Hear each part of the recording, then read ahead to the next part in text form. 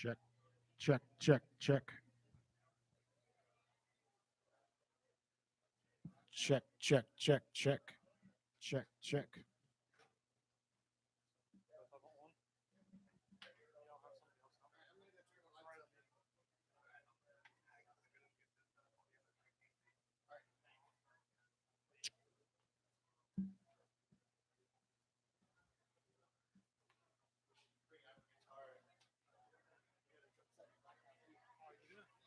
Check one, two.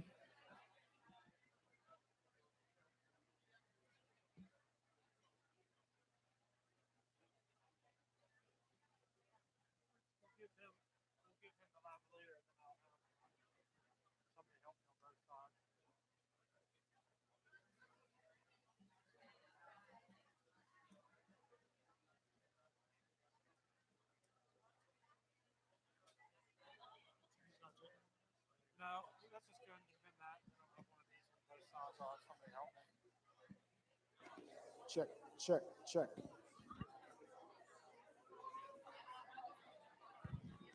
Check, check, check, check.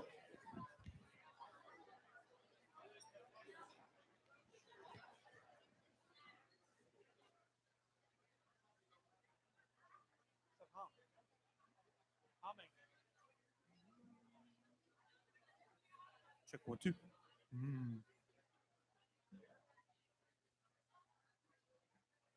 don't hear it up here.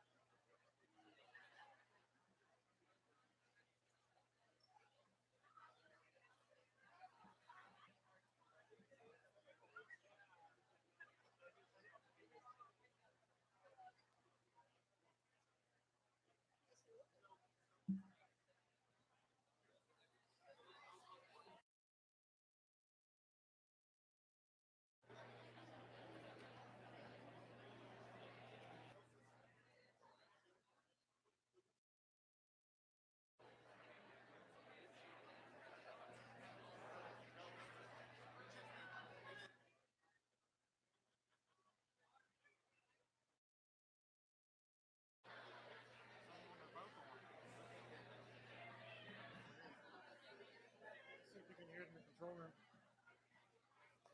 Hey, that mic.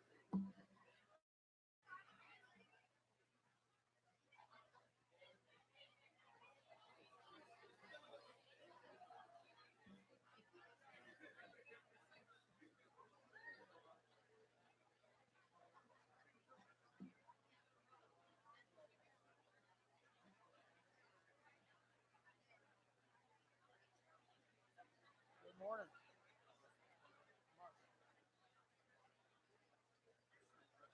Yep, I've got one for you, and I've got two for the audience. So when they ask questions, ask them to use the mic.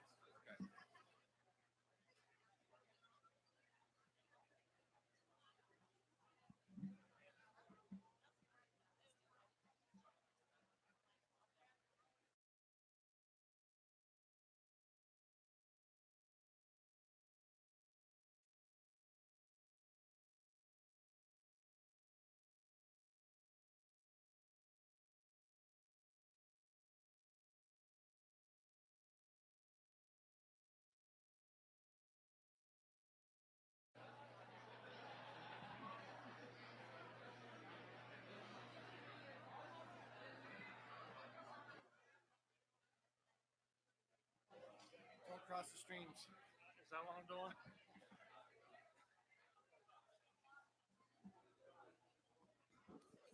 Everybody can get seated. We can get started, maybe salvage a little bit of your lunch hour. Weird, right? 1, 2. Thank you all for coming. Hope everybody had a nice Thanksgiving. I'm using the mic, and there are two mics that are going to go around in case you have questions, and you need to use those because they are hearing us in Suncrest. I don't know if they're seeing us, Chris, are they? They are. Okay, so we're being broadcast as well. So this should be a brief update, but I always say that in the beginning, and I usually tend to go longer than I thought. But it's been a while since we talked, and we're coming towards the end of the year, and I just want to apprise everybody of where we're at. The first thing is always the budget, and we are actually in the black, but we are under budget, which means that we thought we'd be more in the black than we actually are.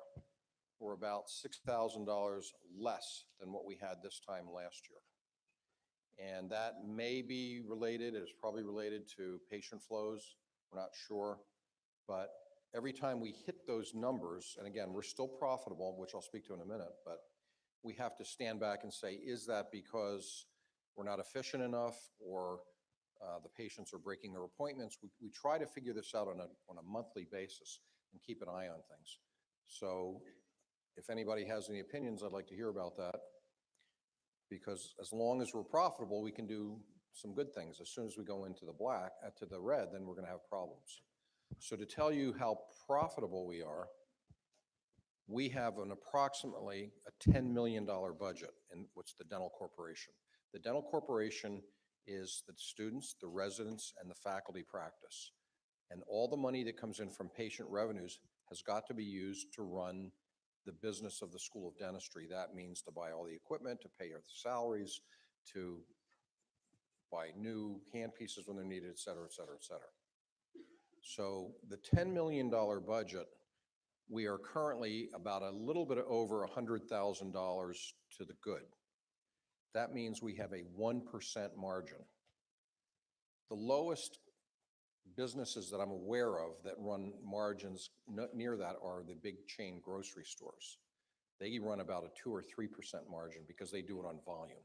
And they're selling so much they can do it. But most businesses run a 10% or more margin. The more the better, obviously. So not that I'm trying to scare anybody, but we make it by the skin of our teeth. And I'm here to tell you that Phil Sperry and Paula Rice and myself and a lot of other people every month get very nervous the couple days before we have to present to the Dental Corporation Board. We're never quite sure if we're going to be in the red or in the black, but we're moving along. But again, I'm just going to have my normal pitch of try to be as efficient as I'm here to accept any ideas. If you know better ways to get patients, to maintain those patients, or whatever it's going to be, a better referral system to the residents, the faculty for implants, or whatever it's going to be, because every time we do that, we generate income. And I'm not trying to sound mercenary, but it would be like if you were in your private practice and you made 1% above what your expenses were, you'd be having a real hard time making ends meet. So just keep that in mind every time you see patients. Okay, the other thing I want to talk about is new faculty. And the first one is, I don't know if we introduced him last time, but he's not here, Dr. Panagakis. Has everybody met Dr. Panagakis? Dr. Fodi Panagakis, he's our DDS PhD. He also has a master's degree in education and an MBA, just to make the icing on the cake. But Dr. Panagakis is the research dean, and I'm sure he would tell you this if you were here. His PhD is in biochemistry and genetics, I believe. But he comes to us from Colgate-Palmolive, and he is used to doing a lot of kind of collaborative research. And a lot of that's going to be clinical research. And that is, if Colgate comes out with a new toothpaste and they want to test it next number of patients, they're going to go to him. And hopefully we're going to start utilizing some of his connections to start doing collaborative agreements. So I don't anticipate that he's going to be mixing chemical A and chemical B so much, although he may be working with that. But he's going to be trying to do collaborative agreements. And we've already established some collaborative agreements with NIOSH, with the VA, and we're hoping now to do West Virginia National Guard. That would be for actually patient care. But Panagakis is negotiating all of those kinds of things. So those of you third-year students, if you haven't already, or second-year students, you need a research project, you need to talk to Dr. Panagakis. And I do believe that he will have a lot of really good ideas for you to do on your research projects. He knows everybody from all the companies, and they're always looking for, like we have a toothbrush that has 16 extra bristles on it, and does it work better? And so you should be able to get a lot of research projects out of that. The next faculty member, he's not here yet. He will be here the first Monday in January. That's Dr. Brian Whitaker. Dr. Whitaker is a board-certified oral pathologist, and he also happens to be an endodontist at the same time. He will be going into oral diagnosis. And Dr. Whitaker actually worked at WVU in the 1980s. I don't know if anybody remember Dr. Gordon Keyes. Dr. Keyes was an oral pathologist, but he took time off to go to law school. And when he was doing his law school, Dr. Whitaker came in and covered oral pathology. So he's real excited about coming back here. And I believe he's in Arkansas right now. And he will be starting the first Monday in January. Phil Sperry and I just got off the phone. Although it's not a complete done deal, I do believe we have a pediatric dentist. Okay? Yes, please. And the icing on that cake is that that individual is a WVU grad, Dr. Gina Graziani. You know her, her classmates, Dr. Alexander is one of her classmates, and Dr. Romeo and in endo, I think they're classmates. Dr. Graziani did her pedo, she did a 3-year pedo program at the University of California in San Francisco, was the chief resident, got a master's degree. I think some of you probably went to her lecture. She's a native West Virginian. Her parents live in Elkins, and she just wants to come home. And we think we're going to make that real easy for her. So we don't have any signatures on papers yet, but we do believe that that's going to happen. Okay? We're very excited about that. And then we're going to see if we can see if she has any friends that she can bring along. So we can have 2 pediatric dentists.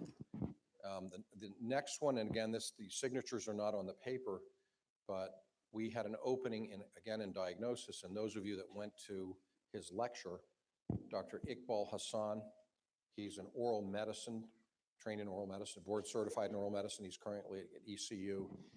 He and I have been corresponding, and he has expressed a very sincere desire to join us on the faculty. To my knowledge, we've never had someone board certified in oral medicine. And I think we can close that deal, then he would be an incredible addition. Those of you that went to his lecture, he said something to the effect of, I know how to talk to the physicians, because his responsibility will be going into the hospitals quite a bit, and in particular oncology, because when patients get their chemotherapeutic agents, they end up with oral mucositis and problems like that, and they know how to treat that. Is Dr. Kari here? Dr. Kari here? Oh, she is. Okay. She can explain that to you also. But that would give us 2 oral pathologists and a half, including Dr. Boko, and then Dr. Hassan, assuming he comes. And I believe that we will have the strongest department of diagnostics in the country. But that's still on hold. I'm going to give you that. I just have a really good feeling about Dr. Hassan. He and I just kind of hit it off, and he's expressed to me a number of times that he wants to come here. So those are going to be our new faculty. We will also have Dr. Samuel Dorn will be coming into endodontics, but that's going to be later in January. Dr. Graziani, if she, again, 99% certain, her date right now is March 1st. So have actually, I won't say all the faculty we need, we'll have a much better faculty number and student faculty ratio and things like that. So we're real excited. The other one I'd like to mention is Dr. Matt Harper. Does everybody know Matt? He's a 3rd-year pros resident. In case you haven't heard, Matt had expressed a desire to go on to a 1-year fellowship in maxillofacial prosthodontics. Right now, the only maxillofacial prosthodontist in the entire state, to my knowledge, is Dr. Mo. And obviously, he's going to want to retire not too long. So Matt, we helped him out through some funds through the Alumni Association, and he was able to pull off, he's been accepted into the maxillofacial prosthodontics program at the Mayo Clinic, which is probably one of the most premier programs. So Matt will go through that, and then he'll come back and he'll be a faculty member here. We're all real proud of Matt. So again, we really think that we're going to have some incredibly strong faculty members. Everybody knows that we finally have some money, and this is, again, it's all through foundation funds. Neither the health sciences nor the university gives us a nickel. But the Dean Suite was constructed, and now behind me, there's going to be the academic suite. Dr. Tobias and her staff will be in there. They've started working that, and they've only done the, quote, deconstructing part. So I can't tell you when that's going to be done. We're hoping it won't be more than a couple months. But ultimately, instead of going down that hallway off the main clinic, you'll be entering off what I call the dental hygiene hallway. You'll be going into her suite, and she will be there with Kathy Boyce and Patty Reed, and I'm not quite sure who else is going to be in there. So we'll look forward to that. Once that's completed, then we will in fact start on the main clinic. One of the things that came up and said, well, why aren't we doing the main clinic first and then doing the academic suite next? And the answer is that Dr. Tobias's office is in and Kathy Boycenal, we're going to utilize that for the urgent care clinic. So they got to be moved out first, and then we can go in there and do that. Now, it's been my experience here at WVU. If I told you that we're going to start in July, add 3 months just to make sure, because things tend to take a long time. But we hope by the end of next year that we will have, when I say a brand new clinic, it's going to be a brand new cosmetic clinic. It's not, we can't change a lot of the walls. We can't change the plumbing. We can't change a lot of that. We had tried, and one of our attempts in designing it was to switch for those, the third and fourth years, maybe even the seconds. When you go in the back, the radiology rooms are huge and the examination rooms are small. We thought, okay, well, we'll flip those and then students will be able to actually treat the patients in there. It turns out the way that I think it's the compression lines or something, we can't do that. So it's going to kind of stay the same in that sense. I'm happy to talk to anybody who wants to hear about it. But where the front desk is now, that's going to be moved inside. So we'll avoid all the lines at 9 and at 1. And it'll be more like if you've been into the hospital, they have little windows that you go up to, and that's kind of what we're going to be doing. But stay tuned on that. I wanted to mention a little bit about, we are starting a number of hospital initiatives, and this was a whole bunch of us have been doing this, myself, Dr. DeBias, Dr. Panagakis, Dr. Morgan, and we have reached out to our colleagues in the hospital, and finally they are starting to understand that we are valuable partners in the healthcare system. I met with a cardiologist and a cardiac surgeon. One of them has the last name of Dr. Salmon, so we have our own Dr. Salmon, but he's a cardiac surgeon, and I'm told that within 6 months that Ruby Memorial Hospital will be doing heart transplants in addition to everything else they're doing. And so Dr. Salmon and Dr. Sakos, I think his name is, they're both trained at the Cleveland Clinic. They know very well the relationships of dentistry and cardiovascular health, and they are excited. We met with them once. We have another meeting coming up next week. We're going to set up protocols with them so that when they get their patients in here, they will be coming to visit us first or in conjunction with their visits. And we're hoping that that will provide the students with more encounters, and including the dental hygiene students. We're also looking at Dr. Morgan's tobacco cessation, and this is kind of off in the future, but we may in fact start a tobacco treatment center, of which we would be a part of. Now that's got lots of ways to go, but what's happening here is that I think the hospital finally realizes that we are going to start to integrate with them and do a lot of things. The opportunities are endless. Neurology and craniofacial pain, sleep medicine, all those kinds of things together.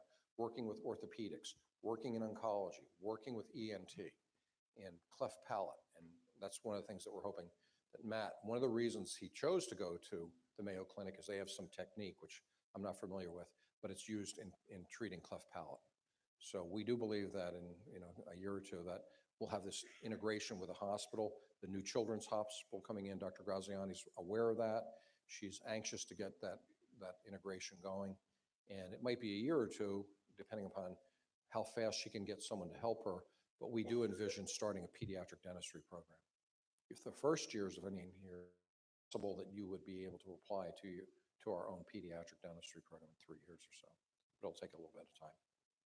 But again, we want to be part of the hospital, and I think they're finally starting to agree with that.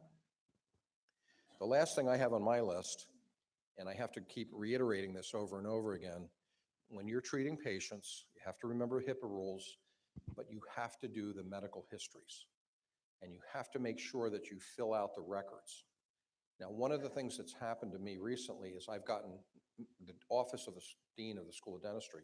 I have a position on the Medical Executive Committee, and whoever is the dean will have that. And although I don't have to do a lot there, I listen. And they discipline their physicians over and over and over again, so it's not unique to us, because they don't fill out their records and they don't do things like that. They had a malpractice case against them, and I don't know the situation. They went to the records, there was no medical history, period, end of story. The legal term is res ipsa loquitur. The facts speak for themselves. You have no medical history, the suit's lost before it began. So it's a pain. People forget. You have to do that. I think now, and Donna, correct me if I'm wrong, a little red flag comes up and says you got to do the medical history. Don't ignore those things. We're not trying to berate people or anything like that, but the litigiousness of our society today, people are looking to try to bring lawsuits against, and we've had some, We've had one in the past, and that was won by the plaintiff, one big one that I know of. But we're constantly fending those things off. The most important thing, and I think certainly the third and the fourth years know that I give the lecture on malpractice.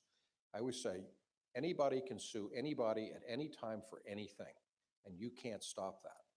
But what you can do is hand the attorneys a pile of records that are all perfect notes that come down correctly, everything's been filled out, and now you're way, way ahead of the game. Because there's a lot of plaintiff attorneys out there, they don't really care what the situation is. They just want their 30 or 40% money. They don't care if you were right or wrong or indifferent or anything. They're just trying to pick up little weaknesses in record keeping. All of you know I'm from Massachusetts. I'm still a member of the Mass Dental Society, and I get their magazine. And this month's Journal of the Mass Dental Society was on ethics, but it was also on malpractice. And it talked about if you have a problem, if somebody files a complaint against you when the Board of Registration in Dentistry in Massachusetts, here it's the Board of Dentistry, they just say, I think the office was dirty. They have to investigate every complaint. Once they come into your office, it's open season. They can look at anything they want. They don't have to just look at the floors. They'll go through your records. They'll go through all things like that. And I can show you the article if anybody's interested. And the first thing they're going to look at is for HIPAA violations and for medical histories and completeness of records. So please, please, please, please, please, please, make sure all of those things are done all the time. Members, just so you know, if you give the students your card, they are practicing on your license. And whether or not you were involved, if your name is attached to that record and there's a malpractice case or some other kind of investigation, you're going to be the one that's going to be held up, not the student. As will whole dental school, the administration, although we'll be the ones who will take the brunt of it. And again, I know there's small procedures that you don't think are important. Make sure you go and check everything, check through the records, and just make sure for completeness. Donna, do you want to add anything? Okay. That's basically what I had.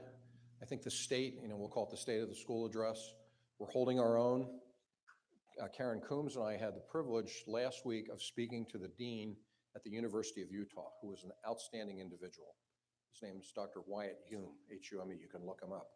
DDS PhD, formerly the dean at UCLA, that retired and was brought out of retirement. He was recruited to be the dean at the University of Utah.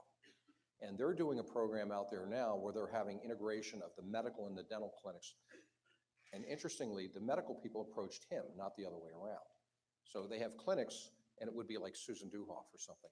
Patient goes there, and they're going to be put in a dental chair, but they're also going to get flu shot. And you will be integrated, and we're going to look into doing that as well. Well, the reason I brought that up was we talked to Dr. Hume and said, well, we don't have a lot of money here in West Virginia. We're one of 4 states where the state legislature doesn't provide capital for capital improvements. And, how do you raise your money? And he first said, well, the school is 6 years old, and we had a person that owned Nortel, I think. Is that what was, Karen? Do you remember? It was some kind of high-tech company. Novotel? Whatever it was. And his wife, when she was a teenager, fell over and broke her front teeth, and apparently they really appreciated dentistry. And so to show their appreciation, they gave Dr. Hume $30 million. Okay. It cost them $36 million to build the brand new dental school. If somebody gave me $30 million, I guarantee I'll build you a brand new dental school. Fortunately, that's not on the horizon. The other thing that happened is that individual, the donor, passed away. And I guess in his memory, his wife donated another $10 million. And that $10 million was earmarked for indigent care. So we could literally go out into the streets of Morgantown and say, okay, everybody come on in because they're all paid for. Unfortunately, that's not on the horizon either. And, it's like I always talk about my sister, and I complain to her, and she always says, that's not our lot in life, so get over it and just get on with your life. And that's kind of what we have to do. We know what we're up against. We just have to face that, and we're making it. We're not going to have all the money that a lot of these other big dental schools are going to have. Maybe someday we'll find someone, but I just use that story that we are in our own individual situation. We can't be compared to Ohio State. We can't be compared to North Carolina. When they built East Carolina University, they had a line item in their state budget, that school, $185 million, because they built a school and the 8 surrounding clinics. And the legislature said to the dean, who's a friend of mine, Greg Chadwick, here's $185 million, have a good time, build your stuff. And here we don't get $1.85 from the state legislature. So that's just another reason for everybody to pull together, work as hard as you can. I tell the students, it's kind of like, yeah, I'd like to get out early and do things like that, but you're here to get an education, and the more patients you see and the more experiences that you have, the better off you're going to be when you get out there. You're paying a ton of money for us to mentor you, and you really need to take advantage of that. Don't try to shortchange yourselves. Okay, enough proselytizing. Questions? Always start slowly and then eventually get some going. Nothing? Got to be some. I'll say one. So usually I get the question about staff bonuses. So staff bonuses are dependent upon the profit margin that we have with the dental, because it comes paid out of the dental corporation. A lot of people don't realize, but our dental assistants are not employees. They are hospital employees. And every month we write a check, or whatever the timeline is, I don't know, to the hospital, that we basically rent them back from the hospital. And that's just a financial structure. I mean, they're really ours, but that's how it works. But in order for us to bonus them, the dental corporation has to make the profit to be able to do that. Right now, that's questionable. I'm not sure how that's going to go. So we have the financials from October. We don't have November, because obviously November's not over yet. And December, notoriously, like zero money comes in because everybody goes on vacation. So I can't answer that question yet. That would become maybe in March, I'm sorry, in January or February. So I'll try to cut that one off sooner. No questions? Okay, if I don't talk to you, have great Christmas holidays, and good luck. I know next Friday is the last day of the semester.